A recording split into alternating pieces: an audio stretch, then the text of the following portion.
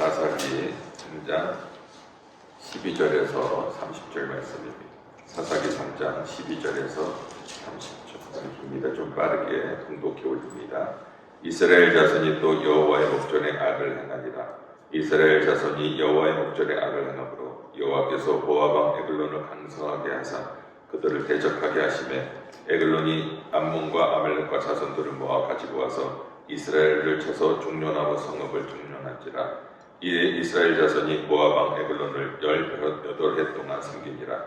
이스라엘 자손이 여호와께 부르짖으매 여호와께서 그들을 위하여 한 구원자를 세우셨으니 그는 곧 베냐민 사람 게라의 아들 왼손잡이 에훗이라.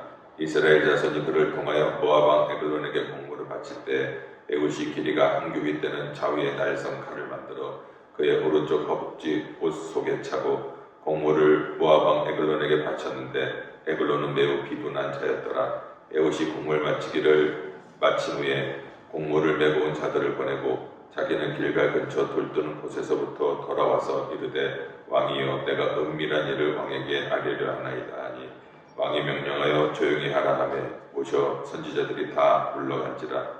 에훗이 그에게로 들어가니 왕은 서늘한 다락방에 홀로 앉아있는 중이라. 에훗이 이르되 내가 하나님의 명령을 받들어 왕에게 아뢰 일이 있나이다 하매 왕이 그의 좌석에서 일어나니 에훗이 왼손을 뻗쳐 그의 오른쪽 허벅지 위에서 칼을 빼어 왕의 몸을 찌르매 칼자루도 나를 따라 들어가서 그 끝이 등 뒤까지 나갔고 그가 칼을 그의 몸에서 빼내지 아니하였으므로 기름이 칼날에 엉켰더라. 에훗이 현관에 나와서 다락문을 뒤에서 닫아 잠그니라. 에훗이 나간 후에 왕의 신하들이 들어와서 다락문들이 잠겼음을 보고 이르되 왕이 분명히 서늘한 방에서 그의 발을 가리우신다 하고 그들이 오래 기다려도 왕이 다락문을 열지 않은지라. 열쇠를 가지고 열어본즉 그들의 군주가 이미 땅에 엎드려져 죽었더라. 그들이 기다리는 동안에 에훗이 피하여 돌뜨는 곳을 지나 시야로 도망하니라.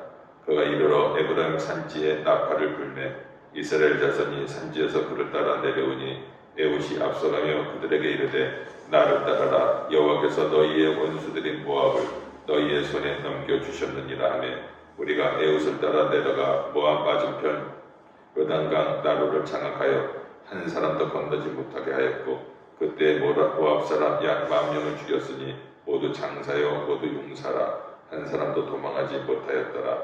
그날에 모압이 이스라엘 수하에 굴복하며 그 땅이 80년 동안 평온하였더라. 아멘.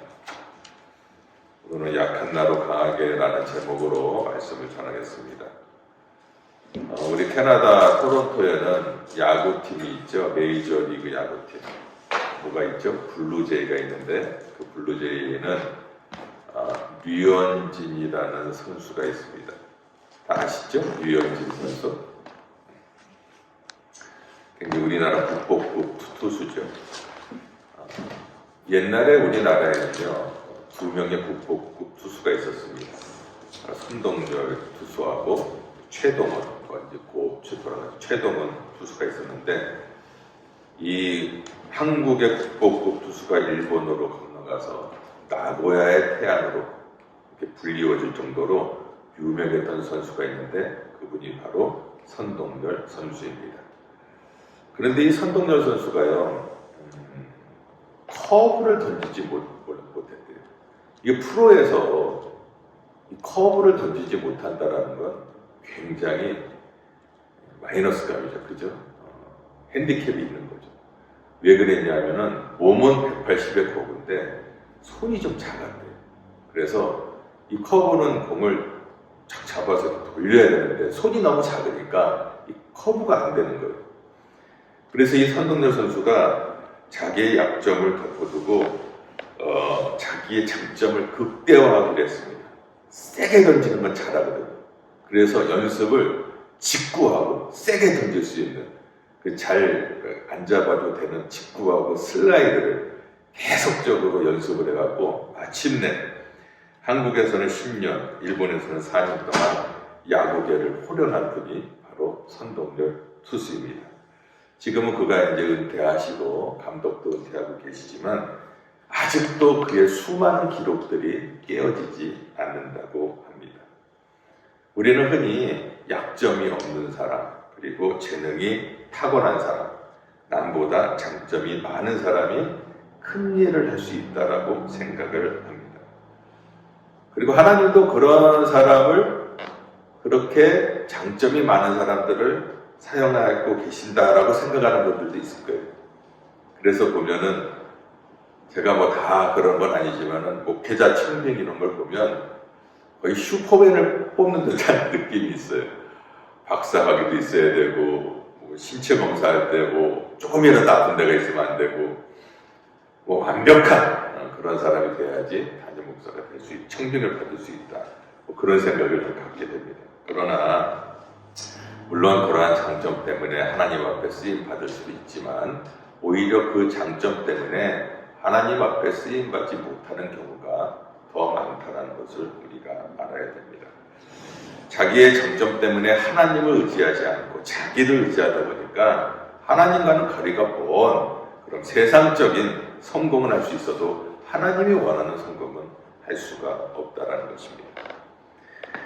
권세를 한 몸에 지닌 세계를 정복했던 나폴레옹, 나의 사전엔 불가능은 없다라고 이렇게 얘기를 했는데 그가 헬레나 섬에서 유배되어 살 때 이렇게 얘기합니다. 나는 세상에 남긴 것이 하나도 없다.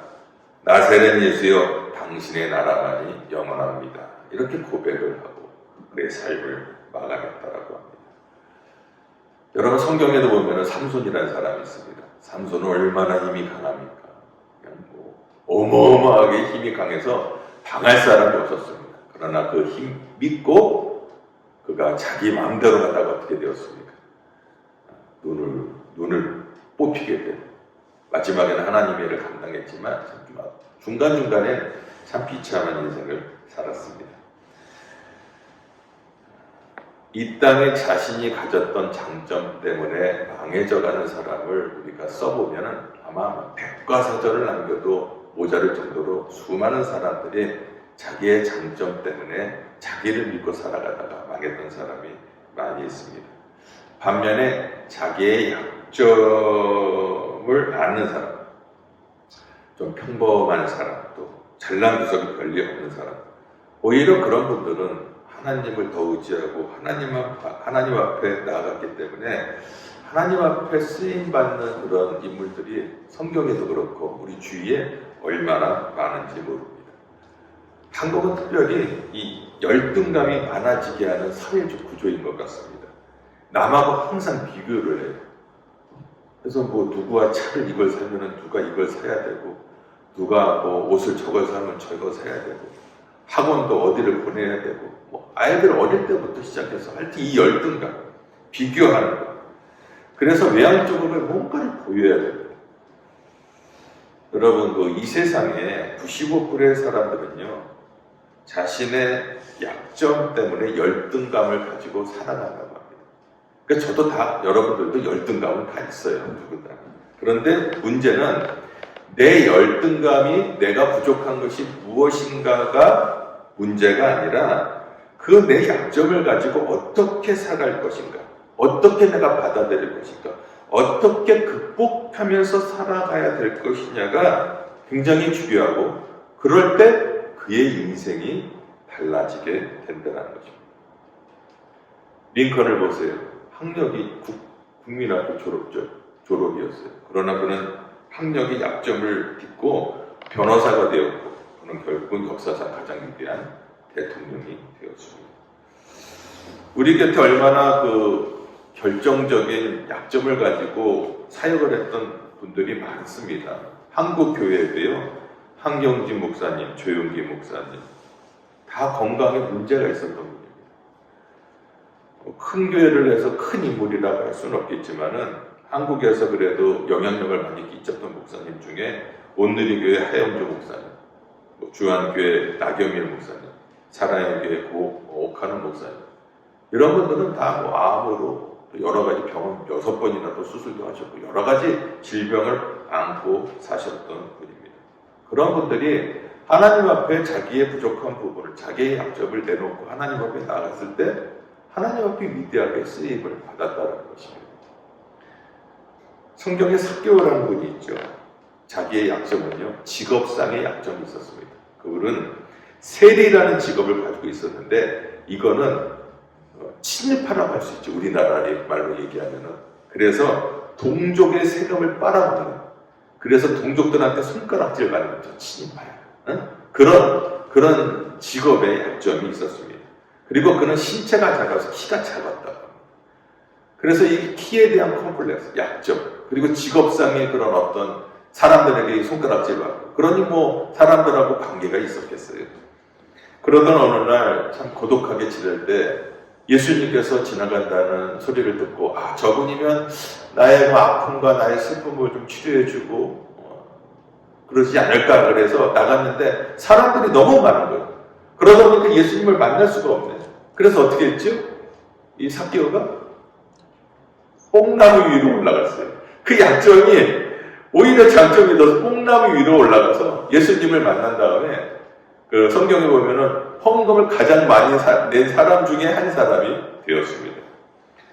그럼 꼭 기억하실 건 하나님의 사람들은 약점 때문에 망하지 않는다. 약점 때문에 하나님께 버림받지 않는다. 약점 때문에 실패한 삶을 살아가지 않는다라는 것을 꼭 기억하시기 바랍니다. 로마서 8장 26절에 이렇게 얘기합니다. 이와 같이 성령도 우리의 연약함을 도우시나니 우리는 마땅히 기도할 바를 알지 못하나 오직 성령이 말할 수 없는 탄식으로 우리를 위하여 친히 간구하시느니라. 그러니까 성령 하나님은 우리의 연약함을 싫어하지 않으신대요. 오히려 우리가 연약하다는 사실을 알기 때문에 그 연약함을 도와서 하나님의 일을 할 수 있게끔, 강하게 할 수 있게끔, 우리의 약점이 강점이 될 수 있게끔 도와주시겠다라고 말씀하고 있습니다. 그래서 사도 바울은 고린도후서 12장 9절에 이렇게 얘기하죠.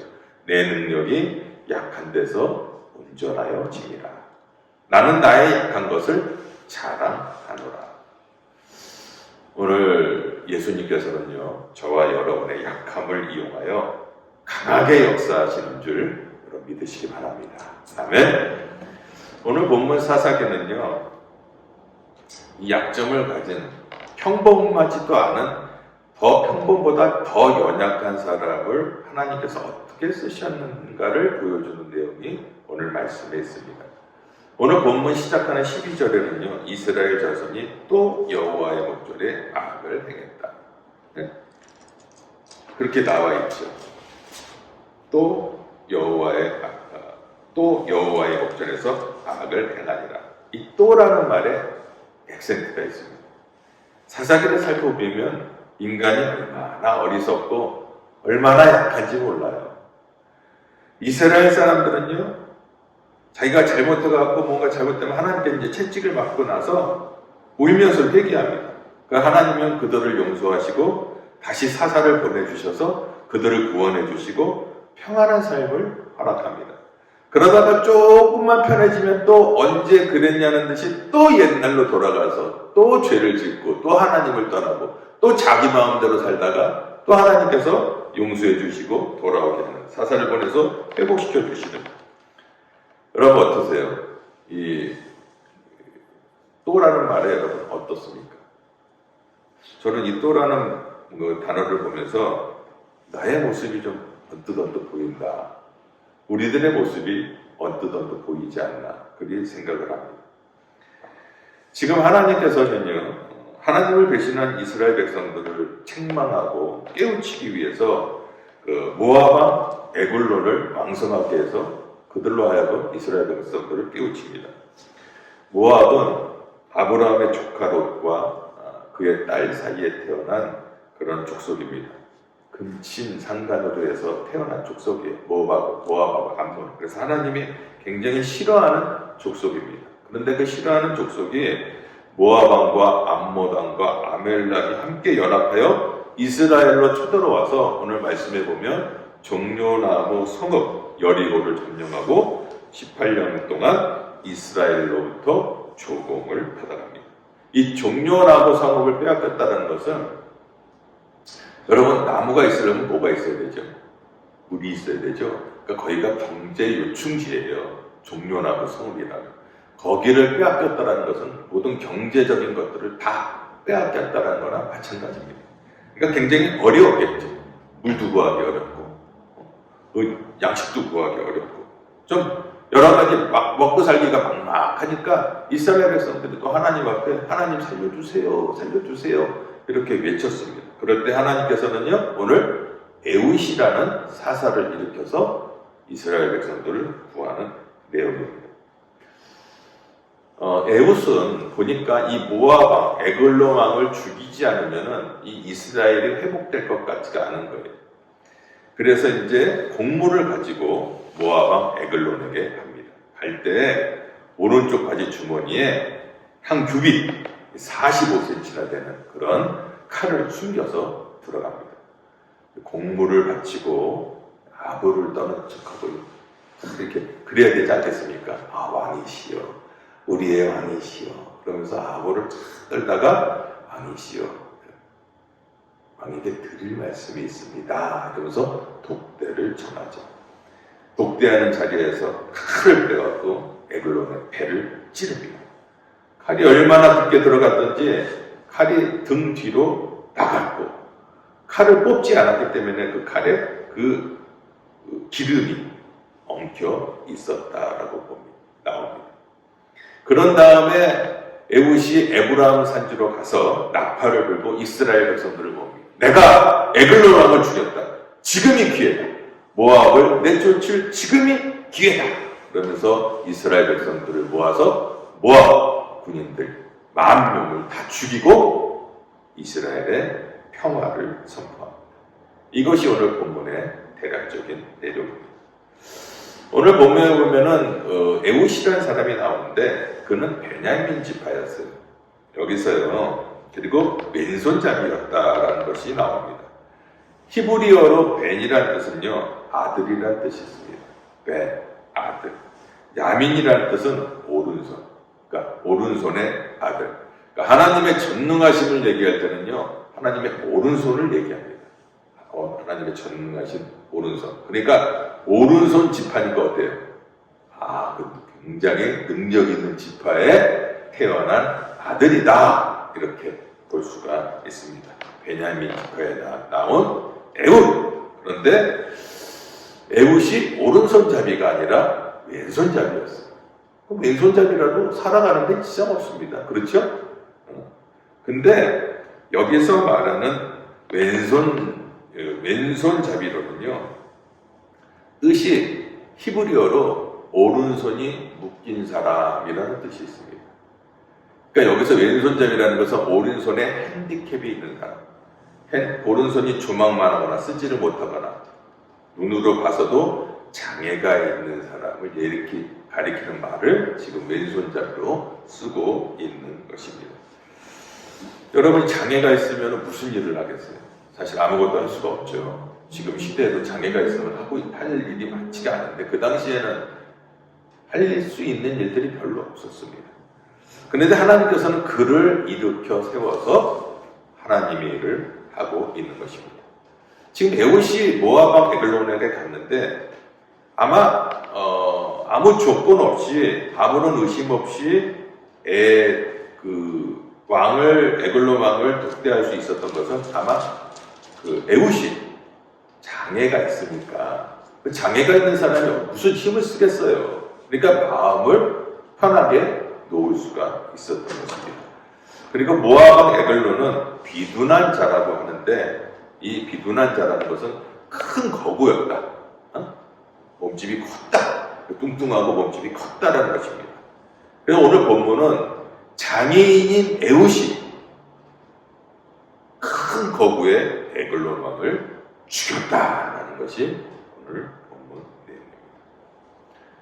여러분 기독교는요 위대한 인물들이 위대한 일을 함으로써 위대한 역사를 이렇게 기록해 놓은 것이 기독교가 아닙니다. 기독교는 연약한 사람들이 하나님의 손에 붙들려 하나님의 위대한 일을 하심으로 하나님을 찬양하는 것이 바로 기독교의 역사인 것입니다. 당신은 하나님의 그 왕권을 인정하지 않았고 각자의 소견대로 살았던 사사시대입니다. 그죠? 그러니까는 하나님의 왕권이 인정되지 않으니까 어땠을까요? 저마다 잘난 맛에 사는 거예요. 네가 잘났냐? 내가 잘났냐? 서로 그렇게 살아가는 거예요. 너희들이 잘났으면 얼마나 잘났냐? 이러면서. 근데 하나님께서는 거기에 메시지를 던지는 거예요. 그래, 너희들 잘났니? 하나님은 약한 자를 들어서 강한 자를 부끄럽게 하는 분이시다. 하나님은 없는 자를 택해서 있는 자를 폐하시는 분이시다. 하나님은 낮은 자를 택하여 높은 자들을 부끄럽게 하는 분이시다. 바로 이 메시지를 에웃을 통해서 전해주고 싶은 것입니다. 여러분, 한 성경학자는 에웃을 연구하다가 이렇게 짤막하게 기록하는데, 오른손을 쓰지 못하던 에웃, 그는 자신의 단점 때문에 하나님을 의지하고 살았다. 그랬더니 주님의 오른손이 에웃의 오른손이 되었다. 할렐루야. 여러분, 이 말씀이 저하고 여러분의 말씀이 되었으면 좋겠습니다.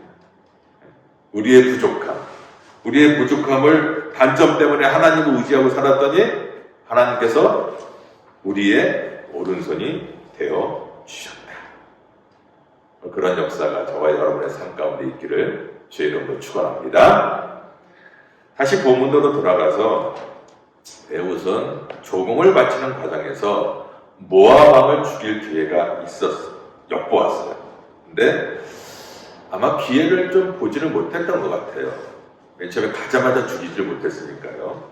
그런 다음에 조공을 마치고 돌아오는 길에 19절에 보면 길갈 근처 돌 뜨는 곳을 지나, 여기는 말이죠, 돌 뜨는 곳이라고 그러는데 여기는 지금 바알 우상을 만들어서 상납하고 있는 돌을 이렇게 쳐서 뭘 만드는데 뭘 만들어요? 바알 우상을 만들어서 바치는 그런 곳이 된 거예요. 그럼 길갈이 어떤 곳입니까? 이스라엘 백성들이 할례를 받던 곳이에요. 그죠? 정말 그렇게 하나님의 거룩한 곳이에요. 예? 그랬던 곳이 하나님을 섬기는 것이 아니라 우상이나 만들어서 팔아먹는 그런 곳이 되어버렸다는 거예요. 길가를 보면서 돌 뜨는 그런 우상을 만드는 걸 보면서 에웃의 마음이 어땠을까? 내가 진짜 이것들을 가만두면 안 되겠다. 그런 마음도 더 불일 듯 일어나지 않았을까 생각을 합니다. 그래서 거기에서 같이 온 사람들을 돌려보내고 에웃은 19절은 다시 돌아갑니다.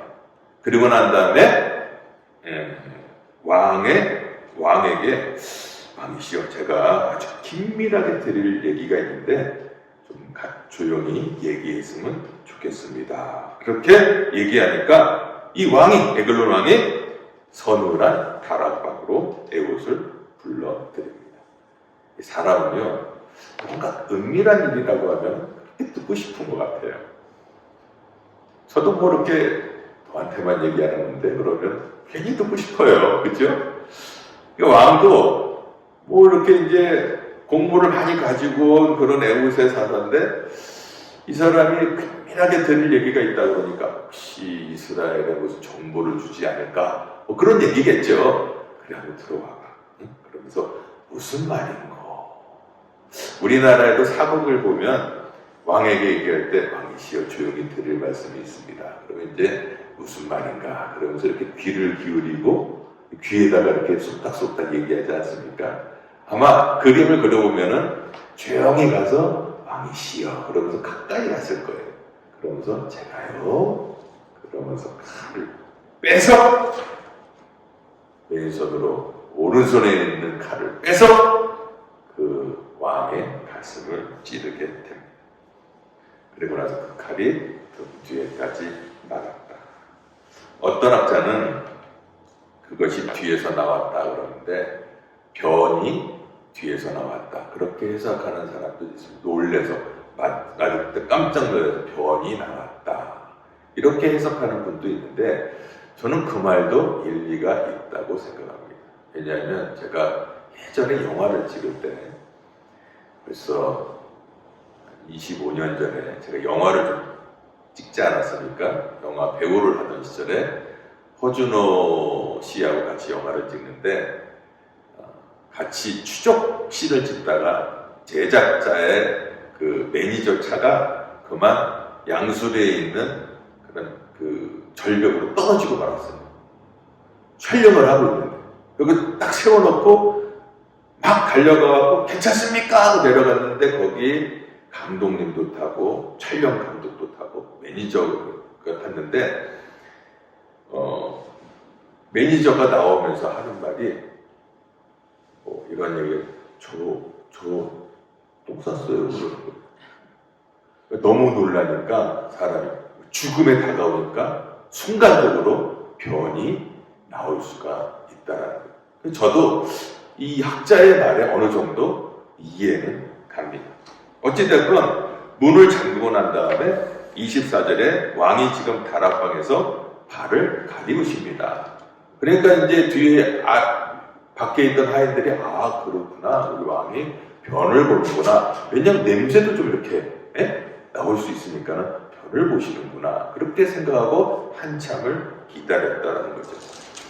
신하들이 밖에 있는 동안 에훗은 도망을 갖고 이스라엘 군사들을 모으고 와서 모압의 주둔군 1만을 죽이고 이스라엘들을 해방시킵니다.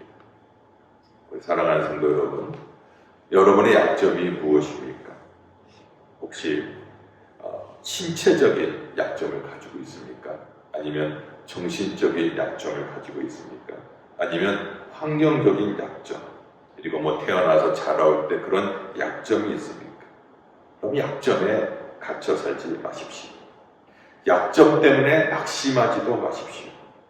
약점을 강점으로 바꾸어주는, 강점으로 바꾸어서 여러분을 쓰시기를 하나님은 원하고 계십니다.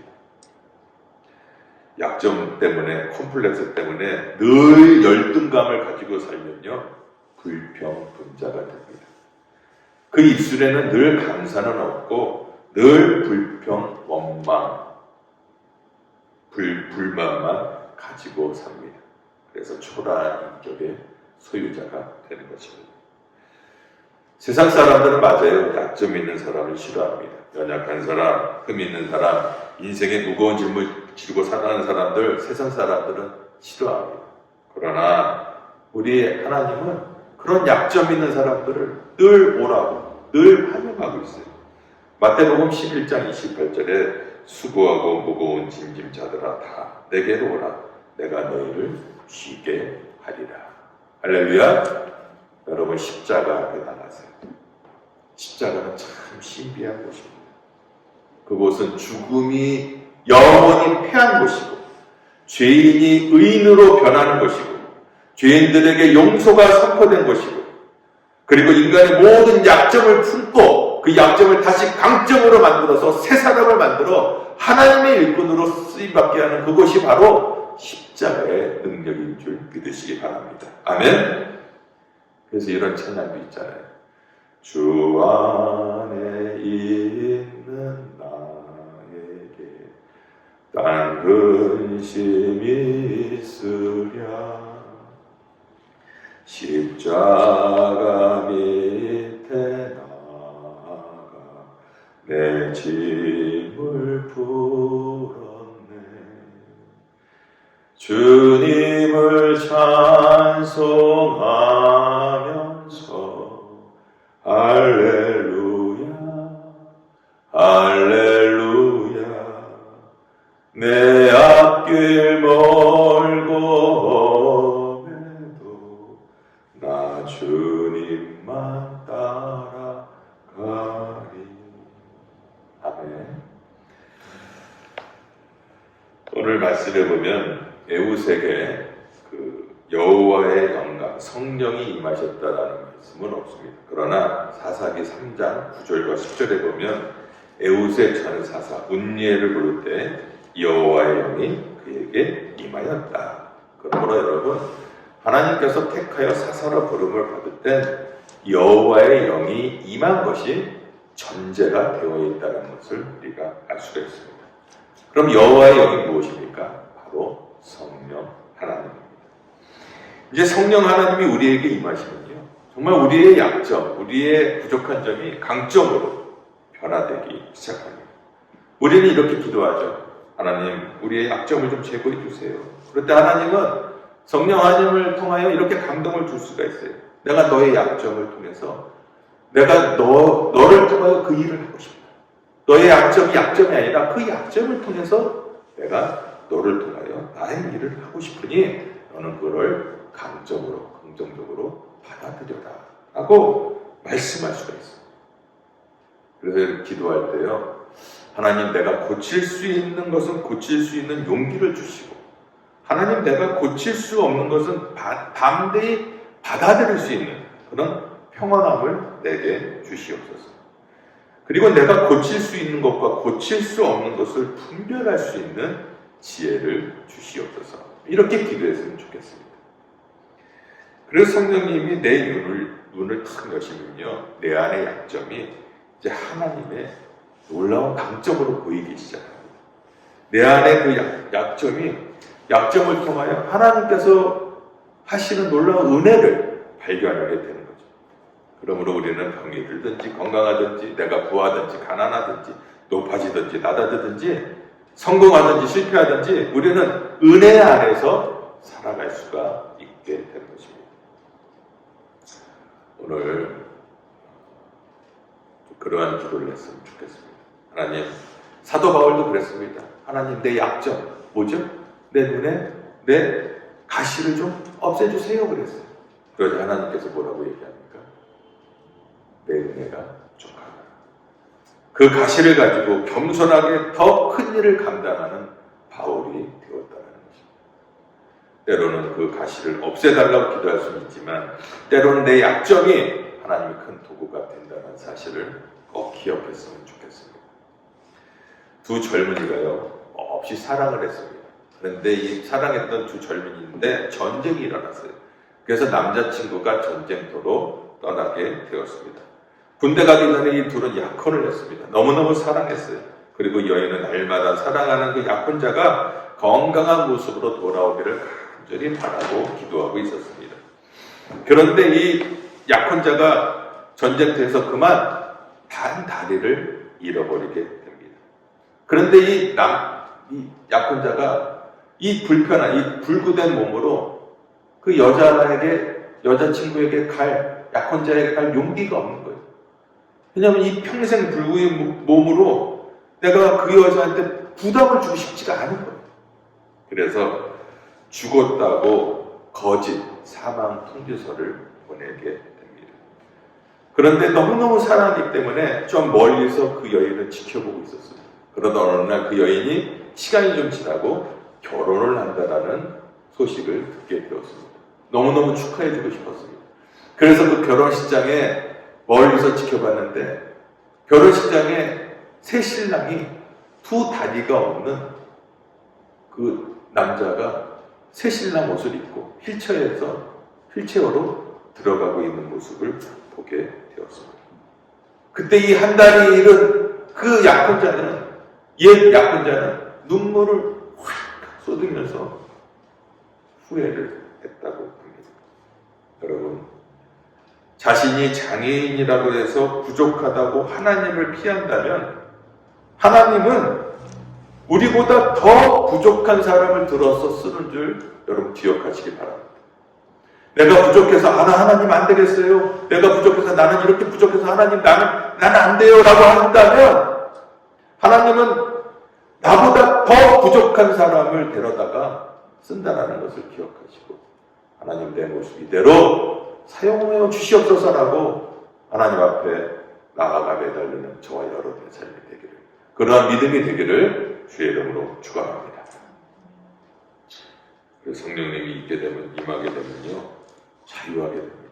저도 성령님이 임하니까 옛날에 제가 살면서 지었던 죄들 이런 것들을 주님 앞에 회개하고 나니까 자유함을 얻게 됐어요. 정말 자유예요. 거기에 묶여 살 필요가 없습니다. 때로는 우리는 주위에 장애를 둔 부모님을 보게 됩니다.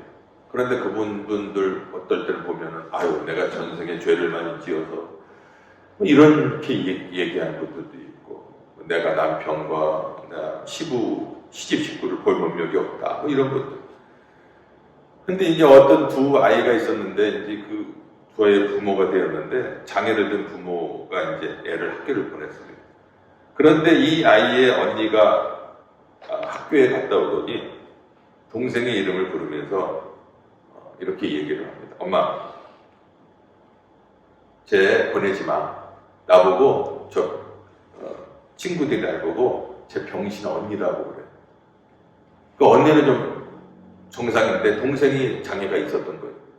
그러니까 그 언니라는 애가 학교 갔다 와서 친구들이 저 병신 언니지 막 이러니까는 충격을 받은 거죠. 엄마 얘 학교 보내지 마. 내가 그런 소리를 들으면서 다녀야 돼. 그러니까는 그 엄마가 그 아이를 꾸중을 하고 그러고 나서 골방으로 들어갔어요.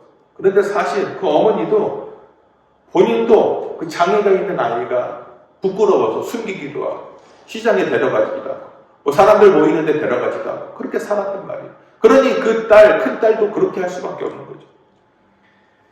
그러면서 골방에 들어가서 기도를 합니다. 하나님, 무슨 죄 때문에 우리에게 이러한 아이를 맡겨주십니까? 우리 가정에 이렇게 큰 짐을 맡기십니까? 그러자 하나님의 음성이 조용히 들려옵니다. 따라. 장애 아닌 사람이 누가 있더냐? 몸에 장애가 있는가 하면 정신의 장애가 있고 성격의 장애가 있고 영적인 장애가 있는데 너는 그런 장애가 없니? 이 세상의 장애로부터 영원히 자유로운 사람이 도대체 누구니? 그때 깨닫는 거예요. 그리고 주님의 음성이 들려옵니다. 딸아, 그 딸이 네 딸이니? 내 딸이다. 네가 나를 사랑하듯이 그 딸을 대했으면 좋겠다. 내가 볼 때 너희 가정이 내 딸을 가장 잘 돌볼 수 있는 것 같아서 너희 가정에 내 딸을 보냈다. 그러니 나를 대하듯이 그 딸을 대해달라. 그럴 때 그 엄마가 눈물을 펑 쏟으면서 얼마나 부끄러웠는지 얘기하고 기도하면서 방문을 나올 때 이미 자유인이 되어 있었어요. 깨달은 거예요.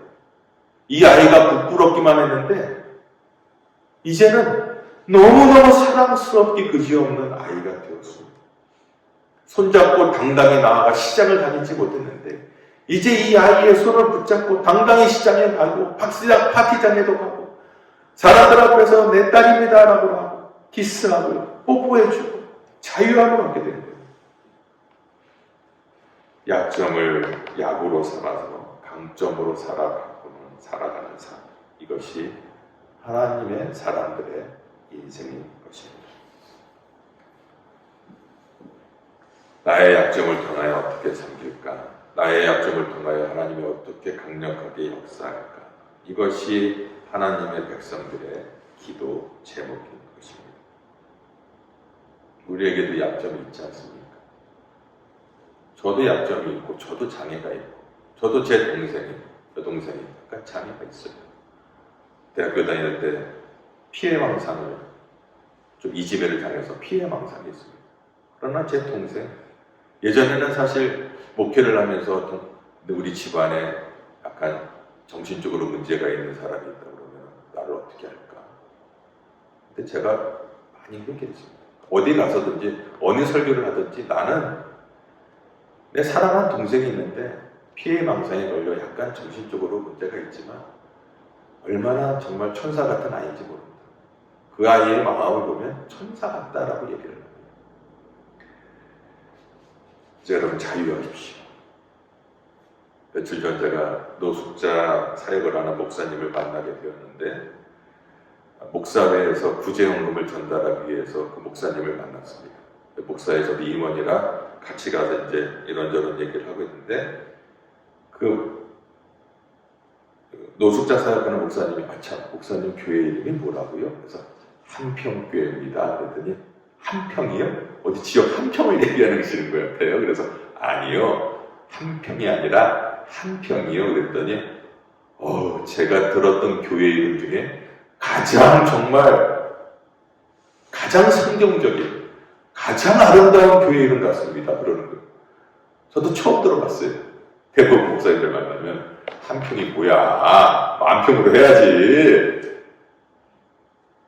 근데 저는 그렇게 생각했어요. 한평 하면서 하나님이 주시는 한없는 평강, 그리고 교회는 건물이 아니라 성도다.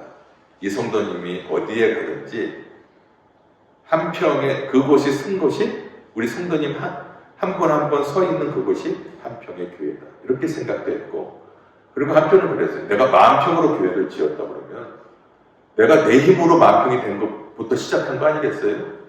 한평으로 시작해야 만평이 되든 100만 평이 되든 100만 성도가 되든 어디에 있든 그것이 하나님께 영광이 되지 않겠습니까?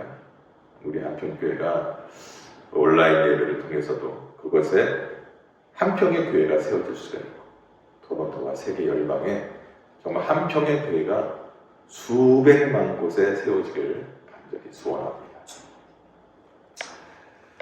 말씀을 맺겠습니다. D.L. 무디가 복음을 증거하다가 이제 정리를 하고 있는데 한 소녀가 달려왔어요. 무디 목사님이 이렇게 복음을 증거한 전도 집회를 많이 했잖아요.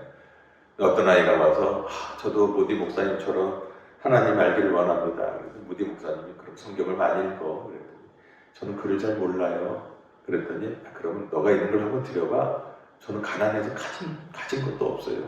그럼 네 몸을 들여봐. 그랬더니 저는 몸에 장애가 많아요. 여러 가지 아픈 데도 많고. 그런데 하나님께서 이러한 내 모습을 받아줄까요? 아유, 얘야. 너가 그 바치는 그 모습을 하나님 너무너무 기뻐하신단다. 그래서 무디 전도팀이 다 모여서 같이 안수하면서 축복 기도해줬어요. 그랬는데 그 아이 얼굴이 천사처럼 밝아지면서 중얼중얼 이렇게 기도를 했다고 합니다. 하나님, 내 모습 이대로 받아주세요. 하나님, 내 모습 이대로 받아주세요. 그때 그 모습을 보고 영감을 얻은 그 엘리자 해밀턴 여사가 시를 쓰게 됩니다. 그러고 난 다음에 그 시를 가지고 생키라는 분이 곡을 붙여서 연주를 하게 됩니다. 지금 이 노래가 울려 퍼지는 곳곳마다 상처난 사람들이 치유를 받고, 또 이 노래가 불려지는 곳곳마다 연약한 사람들이 샘을 얻고, 절망에 사로잡혀 정말 삶을 포기하려고 했던 사람들이 용기를 얻는 그런 찬양으로 불리워지고 있습니다. 이 찬양이 무슨 찬양인지 아시죠? 나 주의 도움 받고자 예수님께 드립니다. 내 모습 이대로 받아 주옵소서. 우리 한번 1절만 이 찬양 한번 해볼까요? 이 찬양이요. 오늘 우리 마지막 찬양인데 214장입니다. 214장.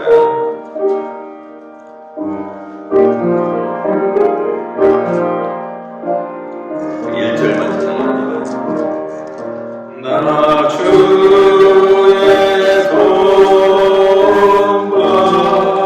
받고자 주의 손님께 빕니다.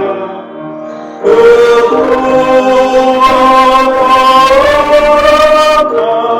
구원하시사 날 받아주소서.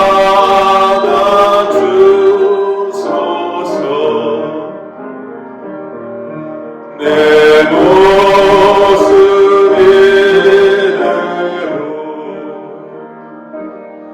주 받아주소서.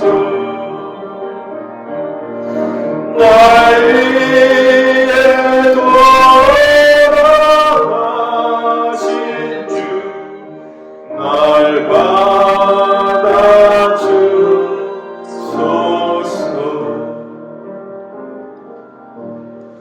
오늘 본문 마지막 30절에 이렇게 막을 내립니다. 그날에 모압이 이스라엘 수하에 굴복하네 그 땅이 80년 동안 평온하였더라. 기도하겠습니다.